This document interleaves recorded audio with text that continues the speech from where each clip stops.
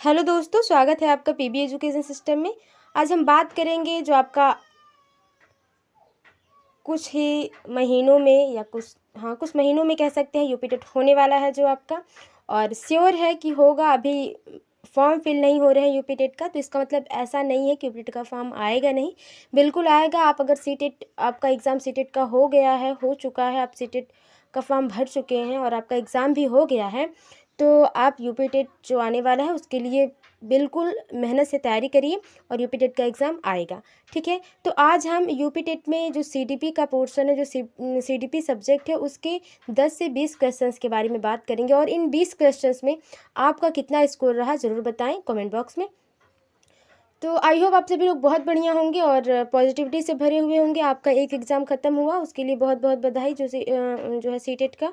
और जो लोग सीटेट का एग्ज़ाम अभी देने जा रहे हैं उनके लिए बहुत बहुत बेस्ट ऑफ लक। और जो लोग यूपी टेट की तैयारी कर रहे हैं, आप लोग मेहनत से तैयारी करिए। और जो क्वेश्चन है कुछ मॉडरेट आएंगे, कुछ हाँ हो सकता है जो सी टेट की बात होती तो पेडागोगी आ जाती है, लेकिन यूपी टेट में जो है पेडागोगी और जो है वन लाइनर क्वेश्चन जो है आपके इक्वल होते हैं। तो चलिए बात करते हैं आज सीडीपी के 20 क्वेश्चंस की।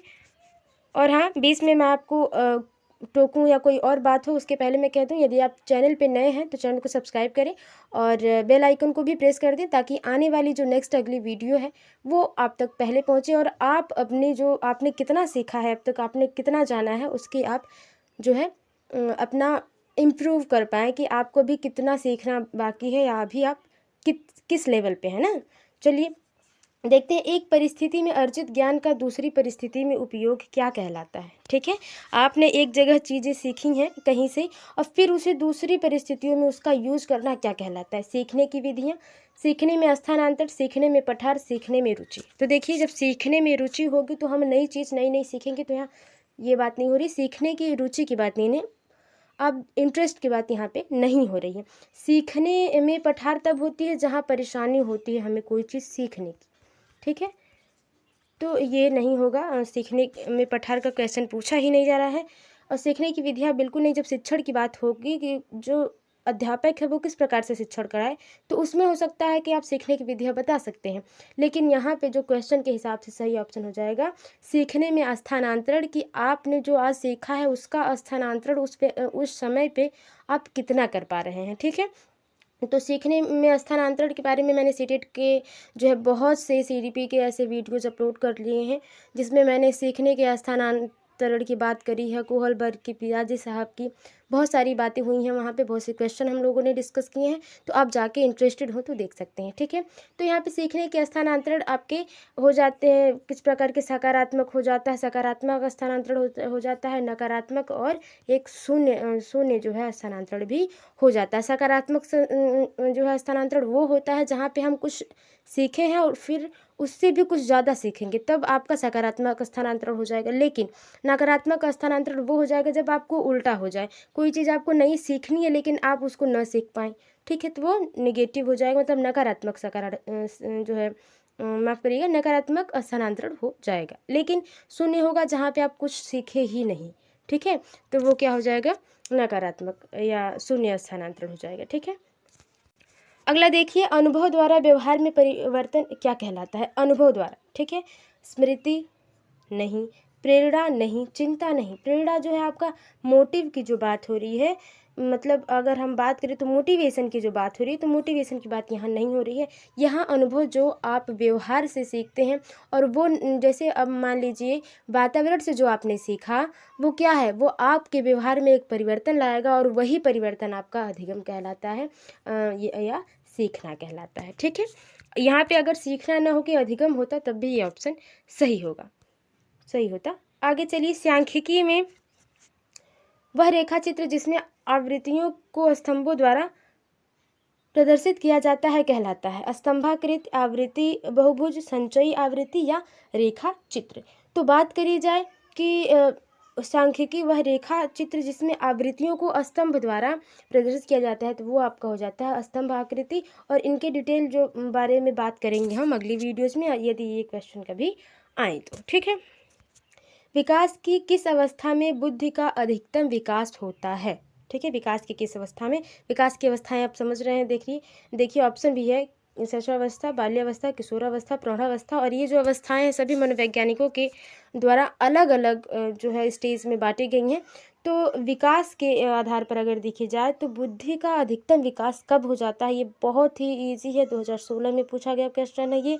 और बात करी जाए इसकी सबसे सही और सबसे सटीक आंसर की तो वो हो जाएगा आपका तीसरा ऑप्शन, किशोरावस्था तक हम अधिकतर अपनी बुद्धि का विकास पूरी तरह से कर लेते हैं। लेकिन ये नहीं है कि हम अपने आईक्यू लेवल को बढ़ा नहीं सकते। आईक्यू लेवल को आप किसी भी स्टेज में बढ़ा सकते हैं। हाँ, बाउंडेशन हो जाती है जब आप प्रौढ़ावस्था से अवस्था की तरफ होते हैं, तो वहाँ पे आईक्यू लेवल का थोड़ा आपका हो जाता है दिक्कत। शिशु का अधिकांश व्यवहार आधारित होता है मूल प्रवृत्तियों पर, नैतिकता पर, वास्तविकता पर, ध्यान पर। तो देखिए जो शिशु होता है उसका कुछ ध्यान नहीं होता, वो पहले आप देख रहे, आप जानते ही होंगे कि जो शिशु की बात करी जाए तो जो आपके हरलॉक साहिबा हैं, वो हरलॉक जी कहती हैं कि जो शिशु है, उन्होंने तो सबसे पहले शिशु का या शैशवावस्था को सिर्फ 14 दिन का माना है। और वो बताती हैं कि जो या और भी वैज्ञानिक लोग जो कहते हैं कि वो बच्चा जो है वो 3 हफ्ते में जो है अपने जो है माँ को पहचानने लगता है। और 3 माह में, आई थिंक लिख लेते हैं पहले क्योंकि कन्फ्यूजन हो जाता है, 3 माह में और 3 वर्ष में। ठीक है, तो 3 वर्ष में बच्चा अपने खिलौनों को अदला बदली करके खेल पाता है और 3 माह में बच्चा जो है अपनी माँ को पहचानने लगता है। जी बिल्कुल यही बात है, यही हम कहना चाह रहे थे आप लोगों से। तो शिशु का अधिकांश व्यवहार किस पर है, नैतिकता उसमें होती नहीं, उसका वास्तविकता पर कोई मतलब नहीं होता। बच्चे का जो है सबसे सही हो जाएगा मूल प्रवृत्ति, जिसकी बात आपके मैकडूगल साहब कहते हैं। और वो अलग अलग मूल प्रवृत्तियों के संवेग के बारे में भी बात करते हैं। और मैकडूगल साहब के जो मूल प्रवृत्तियां हैं सीटेट में तो नहीं पूछे गए ना, सिर्फ सीटेट में आपके जीन पियाजे साहब और कोहलबर्ग साहब और जो है आपके गार्डिनर साहब आए हैं, वाइगोत्स्की साहब आए। लेकिन यूपीटेट में जरूर नहीं कि यही चारों लोग आए, हो सकता है कि फ्रॉयड और आपके जो है मैकडूगल साहब इस बार देखने को 100% मिलेंगे, क्योंकि यूपी टेट में जो वन लाइनर क्वेश्चन होते हैं इन्हीं से ज़्यादा बनते हैं ना। अंतर्दृष्टि द्वारा या सूझ द्वारा सीखने के सिद्धांत में कोहलर ने प्रयोग किया था, किस पर प्रयोग किया था, कुत्ते पर, वनमानुष पर, बिल्ली पर, चूहों पर। तो आपको पता ही होगा कि इसका सही आंसर क्या है, बहुत ही रट्टा है, एकदम रट्टा मार चुके हैं आप, बिल्कुल ही ये वनमानुष पर हो जाएगा। इसमें कोई अब ये पियाजे साहब है नहीं कि कुत्ते बिल्ली की बात करी जाए। देखिए यह आवश्यक नहीं है कि उच्च बुद्धि लब्धि, ठीक है, प्रतिभाशाली बच्चा, ठीक है, जिस बच्चे का आईक्यू लेवल बहुत ही बढ़िया होगा वो कैसा होगा, प्रतिभाशाली बच्चा होगा। तो यहीं पे हो रहा है, बात हो रही है कि उच्च बुद्धि लब्धि वाले बच्चे डैश में भी होंगे, किस में होंगे, सृजनशीलता में, अध्ययन में, विश्लेषण करने में, अच्छे अंक प्राप्त करने में। तो ये सारी बात तो रही। सबसे ज़्यादा जो बात हम करेंगे वो आपकी हो जाएगी सृजनशीलता, क्योंकि अध्ययन में तो वो अच्छे रहेंगे, इसी वजह से अब आईक्यू लेवल उनका अच्छा है तो अध्ययन में अच्छे रहेंगे, ये जायज़ सी बात है। विश्लेषण भी वो करने में सक्षम होंगे, क्योंकि विश्लेषण जो है, अगर पियाजे साहब की बात करी जाए तो मूर्त संक्रियात्मक अवस्था में आपको व्यवस्थित तरीके से आ जाती है, या मान लीजिए पूरी हो जाती है, आप ये कहें उसके लास्ट स्टेज तक ना। और अच्छे अंक प्राप्त करना तो हर प्रतिभाशाली बच्चे का जो है काम है, या उनसे हो जाता है। उनकी जो आईक्यू लेवल जो होती है बहुत ही बेहतर होती है, इसी वजह से वो अच्छा अंक प्राप्त करते हैं। सबसे सही हो जाएगा सृजनशीलता। तीनों ऑप्शन ये सही हैं, लेकिन सबसे बेहतर है सृजनशीलता, क्रिएटिविटी। ध्यान को केंद्रित करने की आंतरिक दशा है अवधि, नवीनता, रुचि, आकार, ठीक है। अगर ध्यान को केंद्रित करने की बात करी जाए कि कौन सी वजह हो सकती है जिससे हमारा ध्यान किसी भी चीज़ में लग सकता है, ठीक है, तो आप समझ ही गए होंगे। आकार देख के हम, अगर बुक के आकार को देखकर हमारा मन पढ़ाई में लग जाता तो सभी लोग आज कोई भी मैथ से या ऐसे सीडीपी से, ईवीएस से, इंग्लिश से नहीं डरता, ठीक है। तो आकार से तो होगा नहीं। नवीनता, कोई भी सब्जेक्ट यदि हमें नहीं पसंद है तो उसमें कुछ भी नया लाया जाए, अगर हमारा इंटरेस्ट नहीं है, कहने का मतलब है रुचि नहीं है, तो हमारा मन किसी भी सब्जेक्ट में नहीं लगेगा। तो यही हो जाएगा ऑप्शन कि ध्यान केंद्रित तभी होगा जब उसमें हमारी रुचि होगी। आई होप आप मेरी बात समझ पा रहे होंगे। निम्न में से किस विधि का उपयोग स्मृति के मापने के लिए नहीं किया जाता है? ठीक है, प्रत्यावहन विधि, तार्किक विधि, पहचान विधि, पुनः सीखना विधि। तो आप बताएं कि अगर स्मृति का मापन करना होगा तो प्रत्यावहन विधि हम करेंगे। पहले बच्चे को जो है किस प्रकार से पूछना है, उसके पहले कितना उसने पूर्व ज्ञान उसका लिया है, आकलन करेंगे, मूल्यांकन करेंगे, तो वो तो होगा ही। पहचान विधि से भी हम कर सकते हैं ना कि बच्चा, हम अगर मान लीजिए हमें पूछना है कि बच्चे को हिंदी पढ़ने आता है कि नहीं, तो हम पहले दो शब्दों से शुरू करेंगे कि बेटा क्या आप दो शब्द के जो है अक्षर लिख सकते हैं, दो अक्षरों के शब्द लिख सकते हैं? तो बच्चा अगर हाँ कहता है तो हमें ये डेफिनेटली पता होगा कि बच्चा जो बिना मात्रा वाले जो वर्ड होंगे या शब्द होंगे उन्हें पढ़ पाएगा। ठीक है, तो इस तरह से हम पहचान कर लेंगे। पुनः सीखना विधि, अगर नई चीज़ें आई हैं तो फिर से उसको सीखा जाए, हो जाएगा। वैसे पुनः सीखना विधि कोई है नहीं, लेकिन तार्किक विधि से, तर्क विधि से हम स्मृति का मापन नहीं कर सकते हैं। ठीक है, क्योंकि ये आंतरिक है। और देखिए, प्रासंगिक अंतर्गत परीक्षण टीईटी का विकास किसके द्वारा किया गया था? साइमंड के द्वारा, होल्ट्जमैन के द्वारा, मरे के द्वारा और बैलक के द्वारा। तो सही ऑप्शन की बात करी जाए तो हो जाएगा आपका ऑप्शन तीसरा सही, मरे के द्वारा जो है टीईटी परीक्षण की बात हुई थी। ठीक है, वर्तमान का शिक्षा के क्षेत्र में सबसे बड़ा योगदान किस चीज़ पर है? विषय केंद्रित शिक्षा पर, शिक्षक केंद्रित शिक्षा पर, क्रिया केंद्रित या बाल केंद्रित? तो सही ऑप्शन में इतना छोटा ऑप्शन कौन नहीं कर पाएगा भाई, बहुत ही आसान है। आई होप आप लोग इसमें 20 में 20 अपना सही करके जाएंगे। और हाँ, मुझे पूरा यकीन है कि आप अपनी मेहनत पर विश्वास करते हैं।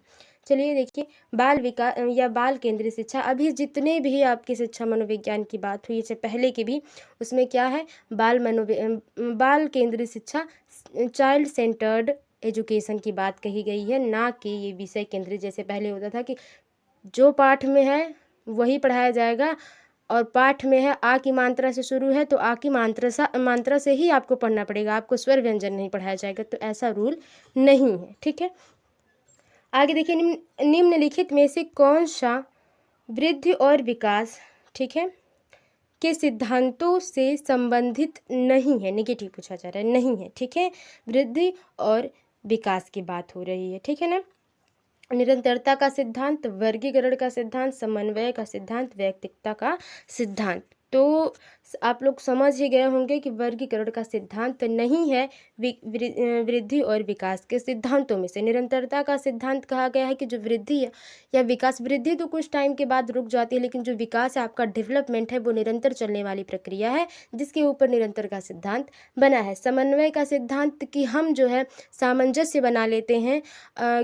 आपके अगर जीन पियाजे साहब की बात करी जाए कि स्कीमा बनाने के बाद हम संरक्षण कर लेते हैं, और संरक्षण करने के बाद हम चीज़ों को आत्मसात करते हैं और उसमें समन्वय जो है स्थापित करते हैं, समन्वय। ठीक है, ये तो इस प्रकार का ये भी है आपका सिद्धांत, लेकिन वर्गीकरण का सिद्धांत नहीं। व्यक्तिगता का सिद्धांत है कि अलग अलग प्रकार के बच्चे होंगे और सभी बच्चों को एक एक करके हमें समावेशी शिक्षा में पढ़ाना है या समावेशी कक्षा में पढ़ाना है।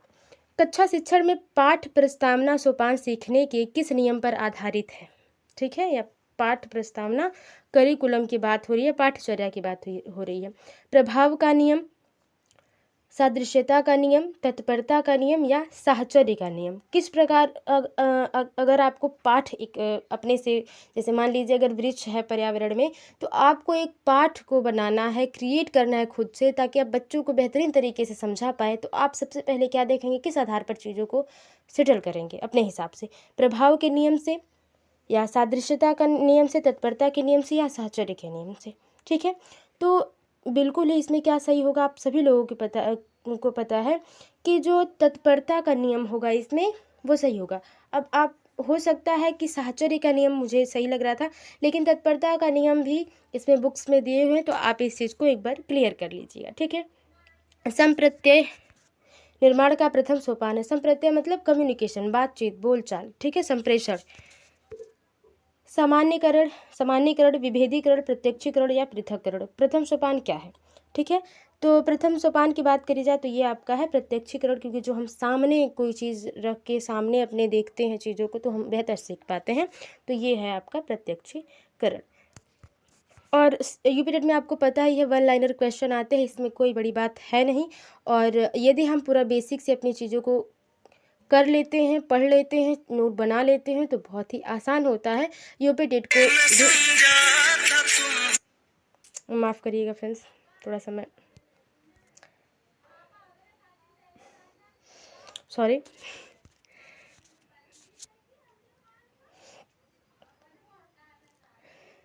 तो चलिए बात करते हैं आगे। ये लोग फ़ोन कर करके भी इसमें डिस्टर्ब कर देते हैं माँ। सॉरी आप सभी लोगों से, सच में रियली सॉरी आप सभी से। देखिए, प्रेक्षणात्मक अधिगम संप्रत्यय द्वारा किया जाता है। डैश किसके द्वारा किया जाता है? ठीक है, टॉलमैन, बेंडूरा, थॉर्नडाइक, कोहलर के द्वारा।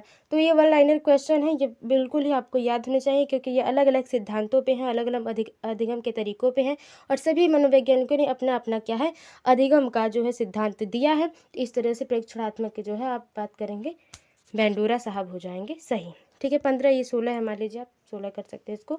अधिगम में डैश ने प्रभाव का नियम दिया था। प्रभाव का नियम किसने दिया था? बहुत ही ईजी है, सभी लोगों ने रट रखा है। ठीक है, टॉलमैन ने, बेंडूरा ने, थॉर्नडाइक ने, कोहलर ने। तो सबसे सही ऑप्शन हो जाएगा तीसरा, जो थॉर्नडाइक साहब ने ही आपका प्रभाव का नियम दिया है, अभ्यास का नियम दिया है, निरंतरता का दिया है, तत्परता का दिया है, इन्होंने ही। ठीक है, तो इस तरह से इनके 7 या 8 ऐसे कुछ नियम हैं, जिसमें से कुछ गौड़ हैं और कुछ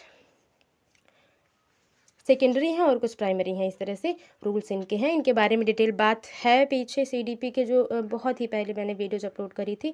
यदि आप इंटरेस्टेड हो तो जाके देखें। फिलहाल आपके पास समय कितना है उसका ध्यान रखते हुए देखिए, अवधान के आंतरिक अथवा व्यक्तिनिष्ठ निर्धारक हैं। ठीक है, अवधान के आंतरिक अथवा व्यक्तिनिष्ठ निर्धारक हैं। रुचि, लक्ष्य, अभिवृद्धि, उद्दीपक, वस्तु, प्रविधि, प्रकाश, ध्वनिगंध, पुरस्कार, दंड और प्रोत्साहन। तो इसमें से किसी चीज़ को सीखने के लिए सबसे ज़्यादा अवधान का कारण, रुकावट का कारण, आंतरिक रुकावट का कारण कौन बन सकता है, आप बताइए।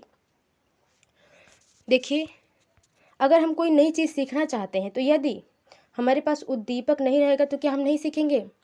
जैसे मान लीजिए हमें, जैसे बहुत सी ऐसी चीज़ें होती हैं जिनका हमें अपनी लाइफ में बहुत ज़्यादा इम्पोर्टेंस नहीं होता है, फिर भी हम चीज़ों को हमें करना होता है। उद्दीपक नहीं होता है कि हाँ, हमको ये काम करने के बाद हमें कुछ नई चीज़ मिलेगी, पुरस्कार मिलेगा, फिर भी हम उन चीज़ों को करते हैं, है कि नहीं? जैसे एग्ज़ाम के, जैसे कि आप स्कूल टाइम में, जब कॉलेज टाइम में रहे होंगे या स्कूल टाइम में रहे होंगे, तो आप देखोगे जब 26 जनवरी आती थी, 15 अगस्त आता था, हमारे मन में ये नहीं रहता था। हाँ, ये कभी कभी रहता था कि हमारे अंदर ये उद्दीपक ये रहता था कि अगर हम डांस करते हैं या सॉन्ग करते हैं तो हमें एक पेंसिल मिलेगी ना, ये होता था। लेकिन हमेशा जब आप कॉलेज टाइम में होते हैं तो आप ये सोच कर नहीं करते हैं चीज़ों को 26 जनवरी या किसी एनुअल फंक्शन पे कि हमें इनाम मिलेगा, तो उद्दीपक जरूरी नहीं है। ठीक है, प्रकाश, ध्वनि, गंध ये तो होगा नहीं। पुरस्कार, दंड, प्रोत्साहन, हमेशा जो है पुरस्कार या दंड के डर से या प्रोत्साहन, हमेशा ये चीज़ें नहीं होती हैं। अवधान हो सकता है सबसे ज़्यादा क्या, अगर आपके अंदर जो है, आपके अंदर आप में इंटरेस्ट नहीं है मैथ पढ़ने का, रुचि नहीं है मैथ पढ़ने का, इंग्लिश पढ़ने का, तो आप बिल्कुल भी उस सब्जेक्ट को नहीं पढ़ पाएंगे और वो आपका रुकावट होगा। लक्ष्य अगर आपके पास नहीं है किसी चीज़ का, जैसे आप क्यों पढ़ना चाहते हैं, किस लिए पढ़ना चाहते हैं, क्या करना चाहते हैं आगे, लक्ष्य नहीं होगा, गोल सेट नहीं होगा, तो आप अवधान पड़ेगा, आप किसी नई चीज़ को सीखने में हमें दिक्कत होगी। अभिवृद्धि, हाँ, अब अभिवृद्धि का मतलब, अभिवृद्धि और विकास आप समझते हैं ना। अभिवृद्धि का मतलब है शारीरिक विकास, और विकास जो आप जितना आप वातावरण से सीख पाते हैं अपने जीवन पर्यंत तक चलने वाली जो प्रक्रिया होती है वो विकास होती है आपकी। तो अभिवृद्धि तो हो सकता है ये जो तीन, जैसे आप मान लीजिए कोई आप समीकरण पढ़ा रहे हैं बच्चे को और क्लास 3 का बच्चा है, उसमें वो समीकरण नहीं समझेगा, तो अभिवृद्धि हुआ ना, क्योंकि अभिवृद्धि उसकी जो है माइंड के हिसाब से, उसके जो है एज के हिसाब से वो चीज़ों को पकड़ नहीं पा रहा है, तो ये ऑप्शन हो जाएगा सही। बाल मनोविज्ञान का क्षेत्र है, केवल शिशुअवस्था की विशेषताओं का अध्ययन। अच्छा जी, गलत। केवल गर्भावस्था नहीं, बाल्यावस्था की विशेषताओं का अध्ययन। सिर्फ बाल्यावस्था की सिर्फ बात नहीं हो रही यहाँ, गर्भावस्था से किशोरावस्था की विशेषताओं का अध्ययन किया जाता है। ये चौथा ऑप्शन सही हो जाएगा। ठीक है, आगे चलते हैं। व्यवस्था जो कि माता के 21वें गुणसूत्र जोड़े के अलग न हो पाने के कारण होती है क्या कहलाती है? Down syndrome, Klinefelter syndrome होगा, टर्नर सिंड्रोम और विल्सन सिंड्रोम। तो सबसे सही ऑप्शन की बात करी जाए तो वो है आपका डाउन सिंड्रोम हो जाता है। और जो 21वां गुणसूत्र होता है, जैसे आप मेल फीमेल ले लेते हैं ना, मेल फीमेल, तो सबके पास कितने कितने गुणसूत्र होते हैं और वो आके एक क्या है, जाइगोट का निर्माण करते हैं और उसके बाद एक जीव का निर्माण होता है। इसके बारे में डिटेल बात करेंगे तो ज़्यादा वीडियो जो है लंबी हो जाएगी और लेंदी भी हो जाएगी। तो चलिए बात करते हैं अगले क्वेश्चन की और आखिरी क्वेश्चन की। कोहलबर्ग के अनुसार किस अवस्था में नैतिकता बाह्य कारकों के द्वारा निर्धारित होती है? बाह्य कारकों, ठीक है, बाह्य कारकों के द्वारा निर्धारित होती है। जो पारंपरिक अवस्था, पश्च पारंपरिक अवस्था और इनमें से कोई नहीं। जो पारंपरिक अवस्था तो होगा नहीं, पारंपरिक अवस्था सिर्फ होगा, ठीक है। तो सबसे सही ऑप्शन हो जाएगा आपका 20 का, वो हो जाएगा पहला, पारंपरिक अवस्था। इस क्वेश्चन में मुझे ये जो है ऑप्शन, थोड़ा सा ऑप्शन दिक्कत हो गई है, तो आप समझ लीजिएगा कि नैतिकता की बात हो रही है और बाह्य